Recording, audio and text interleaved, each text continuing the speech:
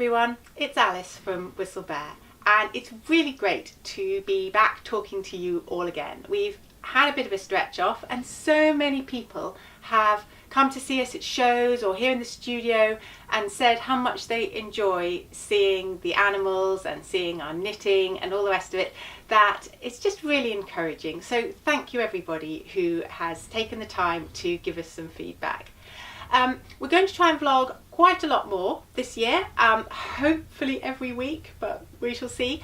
And we're going to be showing you what we're knitting, of course. We're going to show you all our new wools. We will be showing you the goats and quite soon, hopefully, baby kids as well. Our vlog today, though, is principally about knitting. Yay, you all say, because we love knitting. I've got lots of new projects to show you and what we're up to. First off, let's dive straight in. I jumped on the Bang Out of Carbeth bandwagon and knitted this lovely jersey by Kate Davies. I'm sure it needs no introduction. I knitted it from our new Cheviot Marsh in the colour Northern Soul, almost forgot there, and I have to say I love it. It's just such a brilliant wear all the time, whatever you're doing jersey. It's a little bit cropped. I did knit it slightly longer than the pattern, I think about 1.5 inches, but it's not shaped or anything, so it's very simple. You just knit until the body is the length that you want. I like it a little bit longer so that it comes over the top of a skirt's waistband or trousers waistband. I knitted it from the Cheviot Marsh, as I say, 2 ends together, exactly to the pattern, and it came out perfectly. I would really recommend it. Kate Davies patterns are so beautifully written and easy to follow, and I wore this to Edinburgh Yarn Festival and it was fantastic. It was like the Meet the Carbeth Club.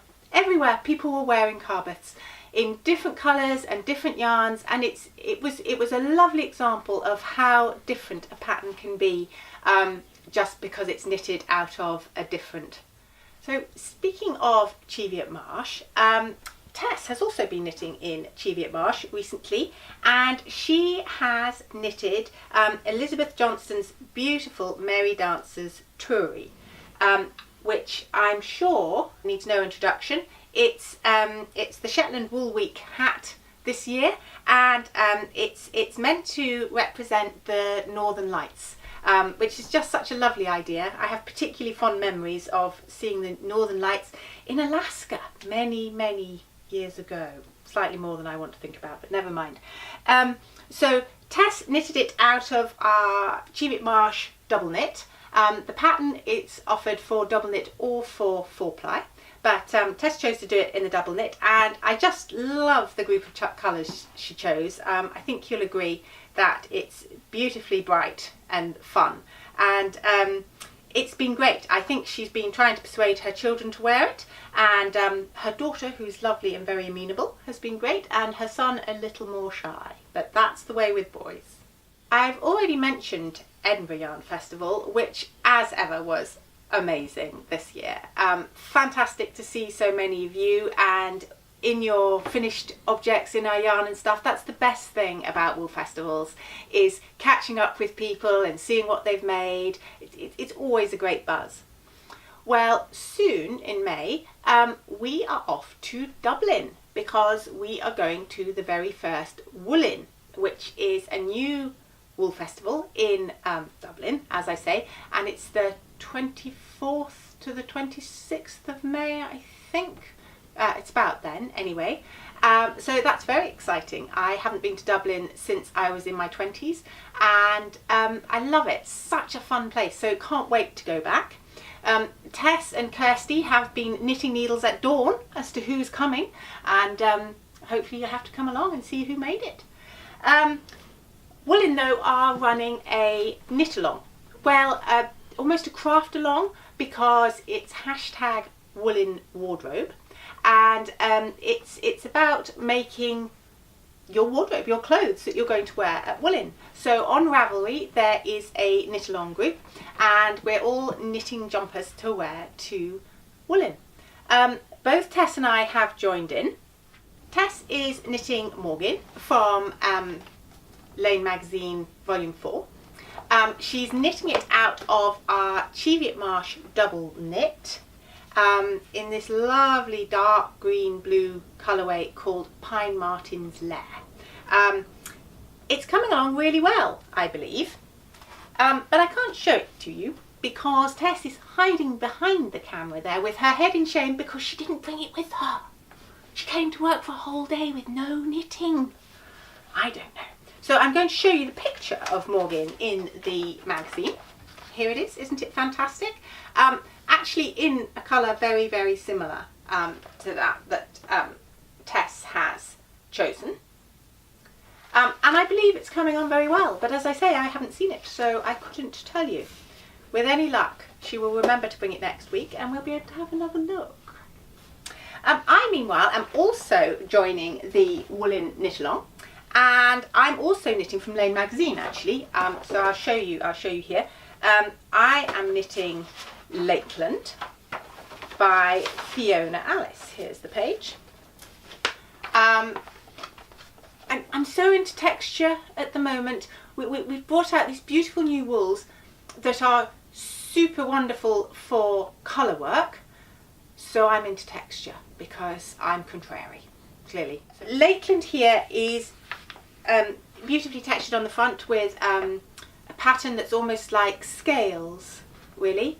And in Lane, they have knitted it out of, let me just have a look, Hinterland Range yarn, which isn't a yarn that I know, but judging by the pictures, it's quite a woolly yarn. It's quite similar to our Cheviot Marsh, probably. But again, just to be contrary, I decided I would like to knit it in the Evering Bell. So I'm knitting it from our Aran Weight, in my beautiful knitting bag with my goat on the front. Here it is. It's out of our Aran Weight Evering Bell in the colour Causeway. Oops. And I'm making quite good progress, although I've got a long way to go before wooling. You knit it in the round from the bottom up, and it's got this twisted rib hem. I have no idea whether you can see that or not. And I am just dropping it off the needles. Panic, panic. And then this beautiful texture on the front, and I'm so pleased with how this is coming out. I think the texture is sewing beautifully and it's wonderfully soft. It's really addictive to knit.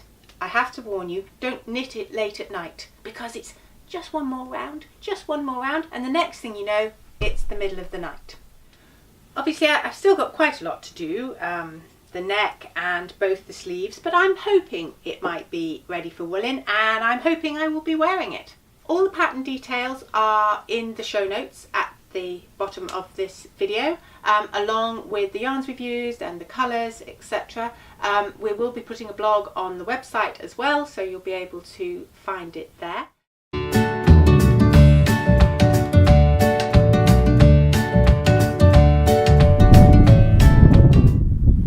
Now I believe we promised you a bit of footage of goats. And actually we said that you could see some kids soon, and that's true. The Angora goats are not kidding yet. They will start kidding in about a week's time, but in the meantime we do have these beautiful babies. He's a bit shy, that we can show you. These little kids are actually crosses with our dairy goats, so they're very special actually. They are something called cashgora. And that means that they are an Angora crossed with any other goat. This little girl here is so soft and so beautiful because she is actually what we call a second cross. So her mum is a cashgora. She is an Angora dairy goat cross, and she's been bred with another Angora, which results in this beautiful little second cross kid. Isn't she gorgeous? She's 1 week old today. Whereas this little chap down here, who's a little bit more shy, he's a good boy, he is actually a first cross. His mum is a British Toggenburg and his dad is an Angora goat. Now the reason that we keep dairy goats here at Whistlebare, and we haven't got very many, just a very small herd, we want to have natural goat's milk to give to any newborn kids or even lambs actually that need a bit of help. So rather than having powdered milk, we like to give them fresh milk. So every morning and every evening we're out milking the goats by hand and storing the milk ready for when the kids arrive. Anyway, aren't they sweethearts?